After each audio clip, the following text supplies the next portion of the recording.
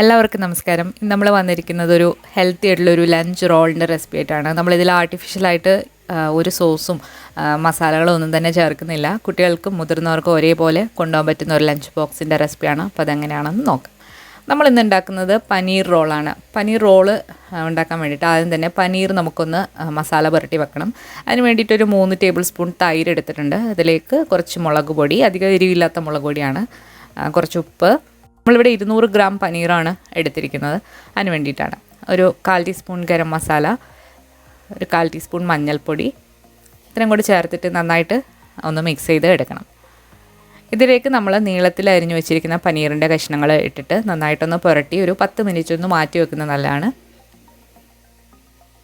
ചില പനീറിൽ ഉപ്പ് കാണും, അപ്പോൾ അതനുസരിച്ചിട്ട് വേണം നിങ്ങൾ ഉപ്പ് ചേർക്കാനായിട്ട്. നന്നായിട്ട് മിക്സ് ആക്കിയിട്ട് നമുക്കൊരു 10 മിനിറ്റ് മാറ്റി വെക്കാം. ഇതിന് നമ്മൾ എയർ ഫ്രയറിലാണ് ഫ്രൈ ചെയ്തെടുക്കാൻ പോകുന്നത്. അപ്പോൾ അതിന് വേണ്ടിയിട്ട് നമ്മളൊരു ബട്ടർ പേപ്പർ ഒന്ന് വെച്ച് കൊടുത്തിട്ട് പനീർ നിരത്തി കൊടുക്കാം. ഇനി എയർ ഫ്രയർ ഇല്ലാന്നുണ്ടെങ്കിൽ ചെറിയൊരു പാൻ എടുത്തിട്ട് വളരെ കുറച്ച് എണ്ണയിൽ ഇതൊന്ന് ഫ്രൈ ചെയ്ത് എടുക്കാം. അപ്പോൾ അതവിടെ വേവുന്ന സമയം കൊണ്ട് നമുക്ക് ഇതിന് വേണ്ടിയിട്ടൊരു ചട്നി ഉണ്ടാക്കാം. അതിന് വേണ്ടിയിട്ട് നമ്മൾ കുറച്ച് മല്ലിയില, കുറച്ച് പുതിനയില, പിന്നെ 2 പച്ചമുളക് മിക്സിയിലിട്ട് നന്നായിട്ടൊന്ന് അരച്ചെടുക്കുക. ആവശ്യത്തിനുള്ള ഉപ്പും കൂടി ചേർത്തിട്ട് വേണം അരയ്ക്കാനായിട്ട്.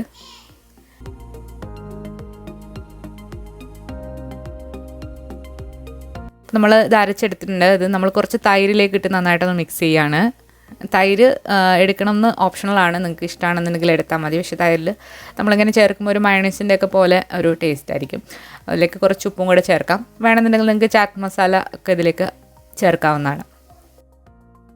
ഇനി ഒരു പാനൊന്ന് ചൂടാവുന്നപ്പോഴത്തേക്ക് നമ്മൾ കുറച്ച് മുട്ട എടുത്തിട്ടുണ്ട്. അതായത് 4 റോളിനാണ് നമ്മൾ എടുത്തിരിക്കുന്നത്. 3 മുട്ടയാണ് എടുത്തിട്ടുള്ളത്. അപ്പോൾ പാൻ ചൂടായി വന്നപ്പോഴത്തേക്ക് വളരെ കുറച്ച് മുട്ട ഇതിലേക്ക് ഒഴിച്ചു കൊടുക്കുക. ഇതിന് മുകളിലായിട്ട് നമ്മളിവിടെ എടുത്തിരിക്കുന്നത് ടോട്ടിലയാണ്. ടോട്ടിലയ്ക്ക് പകരം നിങ്ങൾക്ക് ചപ്പാത്തി എടുക്കാവുന്നതാണ്. സാധാരണ ചപ്പാത്തി ഉണ്ടാക്കിയിട്ട് അത് ഇതിൻ്റെ മുകളിലായിട്ട് വെച്ച് കൊടുക്കുക. അതിനുശേഷം അടച്ചു വെക്കുക. താഴത്തെ ഭാഗം ഡ്രൈ ആയിട്ട് വരുമ്പോഴത്തേക്ക് ഒന്ന് തിരിച്ചിട്ട് കൊടുക്കുക. വീണ്ടും ഒരു 30 സെക്കൻഡ് ഒന്ന് അടച്ചു വെക്കുക. അപ്പോൾ ഇതാണ് നമ്മൾ റോൾ ചെയ്യാൻ എടുക്കുന്ന ബേസ്.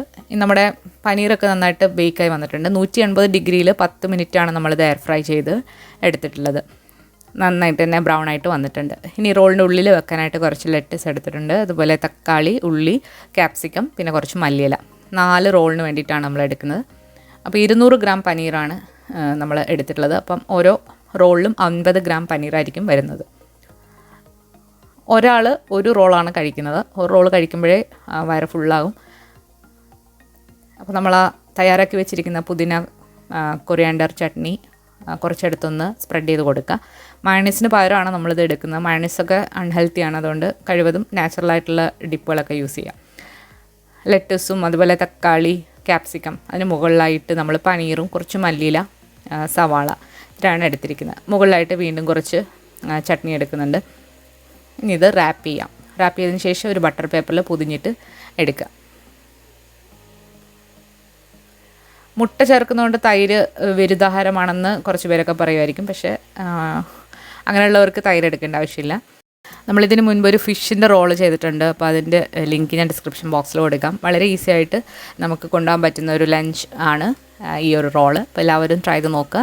അതുപോലെ നിങ്ങളുടെ അഭിപ്രായങ്ങളും നിർദ്ദേശങ്ങളും ഒക്കെ കമൻസിലൂടെ അറിയിക്കുക. പുതിയൊരു വീഡിയോ ആയിട്ട് നമുക്ക് വീണ്ടും കാണാം. താങ്ക്